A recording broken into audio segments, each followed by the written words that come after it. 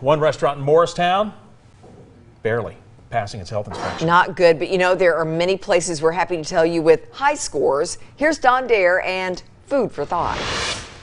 A Mexican eatery scored a number of critical violations this week, barely passing its semi-annual health inspection. The lowest grade of the week is in downtown Morristown, that's in Hamlin County. The score is a 70 at Tacos y Tortas Las Farolas at 313 South Cumberland Street in Morristown. The health department considers a score below 70 as unsanitary. Now let's take a look at some of the violations that the inspector found at this restaurant.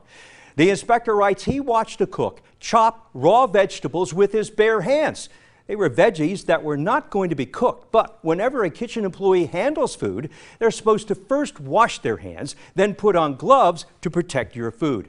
If the cook had tried to wash his hands, he couldn't because there was no water at the kitchen hand sink. There's more.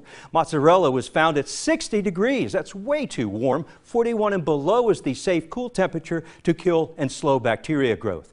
The inspector found dried out and uncovered tortillas up on a shelf. They were thrown away before they could be served to customers. Finally, the inspector writes food debris was stuck on kitchen shelves, on the walls, and even on the floor. Now, Tacos y Tortas Las Farolas has been re-inspected. The original grade of 70 has been upgraded to a 91. There will be no re-inspections at the high-scoring restaurants. They're not needed. And here are the best grades of the week.